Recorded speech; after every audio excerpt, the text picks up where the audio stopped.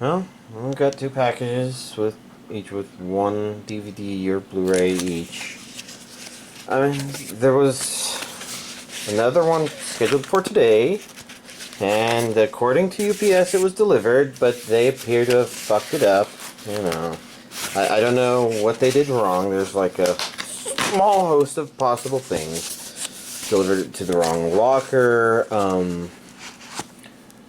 lazily threw it into the overstock. I don't know. It's getting really annoying. Let's see, we've got another one of these Ein Data Dog things and Sailor Pluto. And a high dive thing.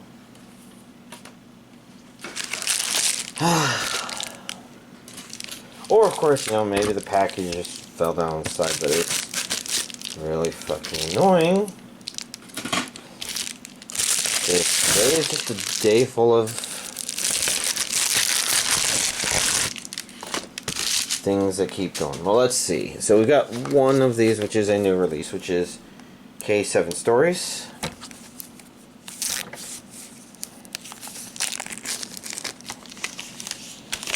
Come on. Yeah, I'm not very happy right now. At least with our limited stuff, we've got a different slipcover. Region A.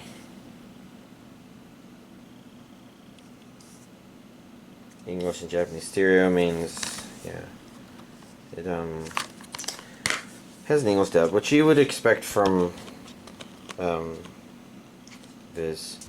So we got 7, you know, for the 7 stories, and then we got more stuff, which is neat. And then next up we've got Fairy Gone, Season 1 Part 2, which I was pretty certain I had ordered. I remember even looking at it, but for some reason I guess I never ordered it. I mean, I searched my YouTube channel, didn't find anything. We've got regions A and B.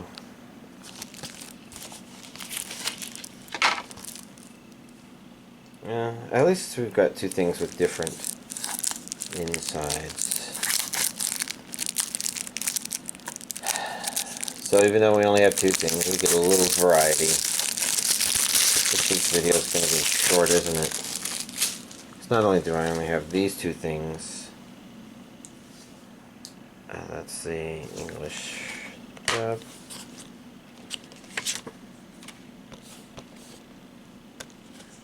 Disc 1. Disc 2.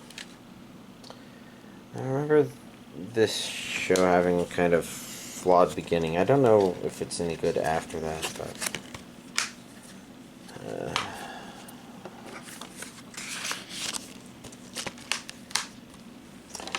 oh well, it's a small week. And here's this week's anime DVD collection update. And yeah, I don't have a whole lot to talk about here because I haven't watched any anime in the past 2 weeks.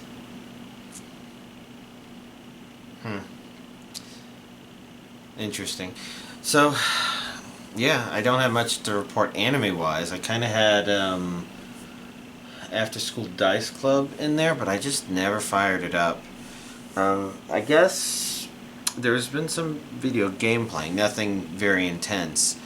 I have been playing some Phasmophobia. It's an entertaining game. It's got some bugginess to it, especially if you use VR, which is it's a real shame because, you know, if you could properly play in VR, could be guaranteed to properly play in VR, you know, it's got kind of the atmosphere that is really good for that, because, you know, it's about ghost hunting, finding ghosts, and the ghosts are dangerous, you know, they kind of, you know, get more dangerous over time. Yeah, over time. Even the ones that are like really aggressive and might start hunting like right off the bat possibly, I think they would just get more dangerous as they go just because, you know, the chances just get higher. But You know, it's entertaining. If you're curious what I mean by bugs in VR, well, one that is frustrating and definitely encourages would definitely be the game is way more likely to crash if you're trying to play in VR. So if you're trying to play with 4 people, and it's fun to play these games with people, sometimes the social experience is kind of what it's there, even though Phasmophobia is less social than I'd say Among Us, for example. But, you know,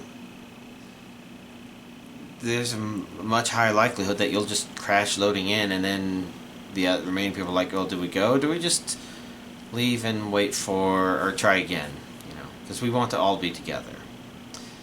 And that encourages people to go. But then there's a little problem with the controls and the VRness. So, like, I've had items just simply disappear off of my belt and into the ether. I had a strong flashlight on my belt, and then it's like, okay, well, I just tried to walk through the door, and now everything's dark, and yeah, no flashlight. Not even on the floor or anything like that. It was just fucking gone. Which is a real pain in the ass, because the game's too dark to navigate some places without a flashlight, even in VR. And then every once in a while the controls are just like, oh, I'm gonna start turning. And I never fucking pressed anything.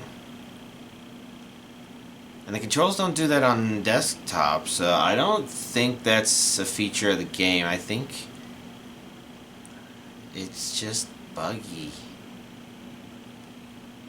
Bad controls and disappearing items make it completely unplayable in VR, in my opinion. Because even though the scary factor is much more notable, it doesn't matter if your items are just disappearing.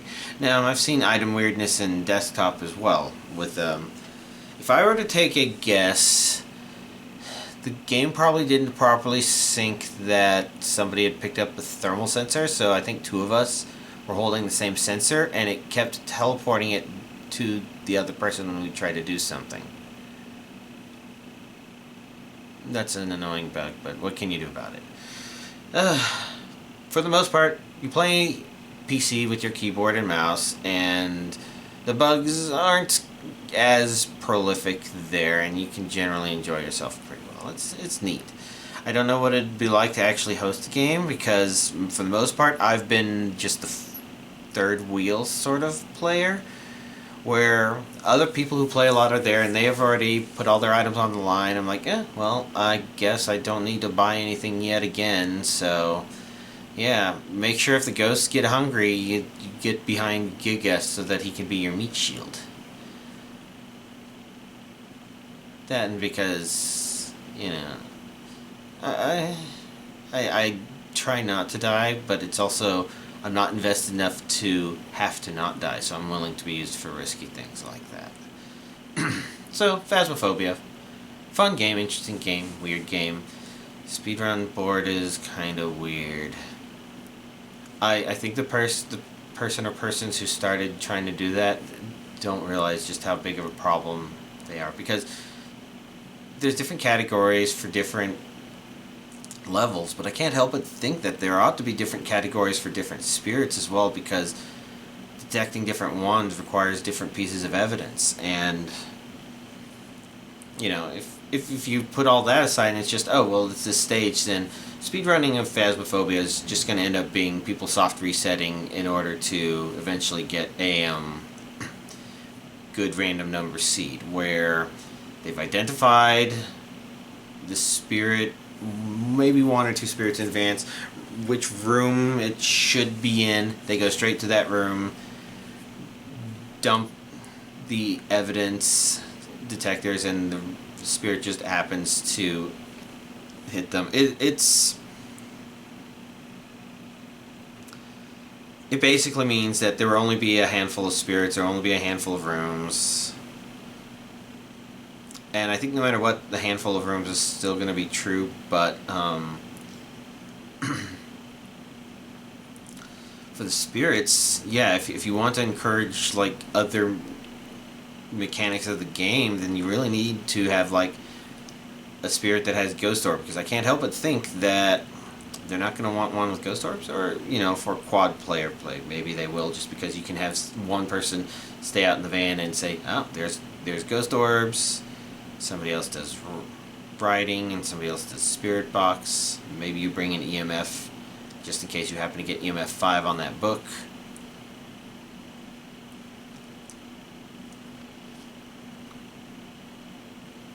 Yeah, I don't know.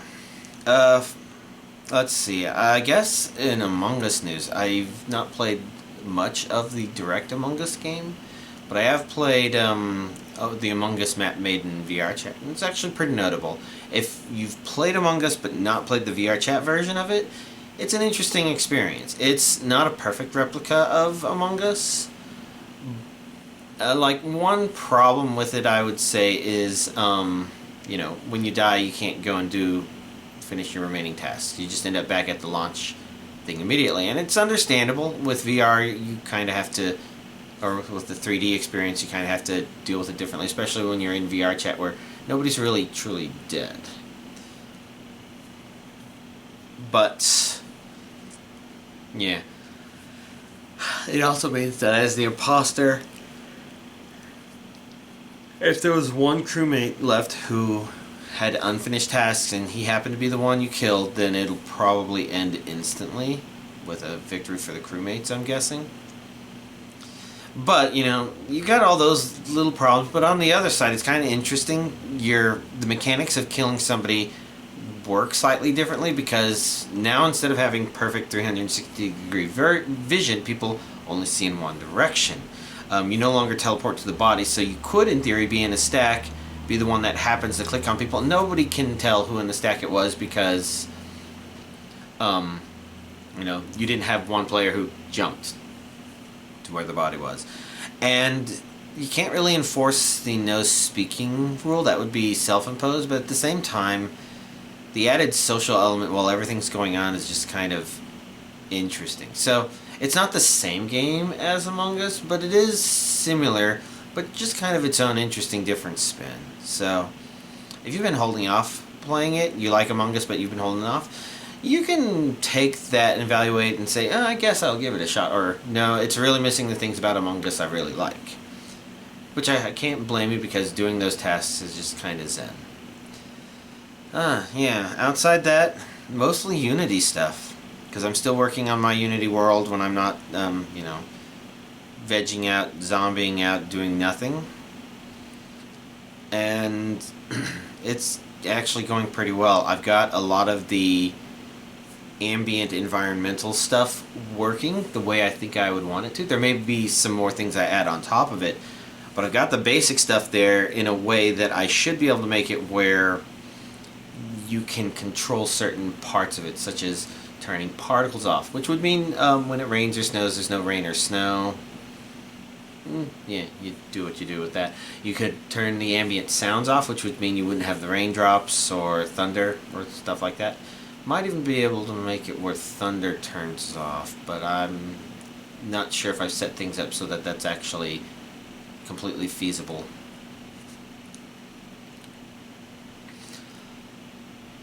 But yeah, I've got all that stuff set up, and so I've kind of got, as the two big things that absolutely have to happen before it goes, you need to be able to control things somewhat. As in, like, if you join the world and you're only getting 20 frames, you need to be able to turn certain things off. Like, you need your mirror to be able to be low. You need to maybe adjust the audio. You need to turn real-time lights off. So I need to be able to provide those options, so I need a UI that hooks into other stuff, and I got a vague idea of how that works. But the other big one is a task system, because it's my first world, and if I want it to be interesting, it can't just be, oh, here's a thing. I want it to feel alive. Even if you're there not doing anything, you're just hanging out, it feels like the world itself is a little alive. And the weather system with the day-night cycle kind of helps with that, I think. Although I also want that to be slower, and I want there to be little dolls kind of going around doing stuff. Some of it would actually be notable, important stuff like opening and closing windows and turning lights on and off, depending on when it's light or dark outside. Also, probably depending on if, like certain weather things. So, I want these dolls to have a task system, and I have to kind of figure out how to get them to move around on the map in a way that's natural and believable, and would have people saying, oh yeah, it looks like these dolls are going around doing stuff, and they actually need to kind of do stuff, I guess. So I'm learning about nav meshes, nav mesh agents, and how to make things move around, and getting success there. So probably going to start working on task stuff, which is what I might actually do on my stream tonight on Twitch if I'm there. But I don't know. It's all cool stuff, learning more and more details and ideas and thoughts and stuff about it. Some of it is just busy work of creating tools that I'm sure everybody has created before, but I also do find some satisfaction in learning how to do it myself as well. So it's whatever. Anyways, I can't think of anything else really worth talking about. Not even sure if that stuff was worth talking about. So I guess I'll end this here, and y'all have a nice week.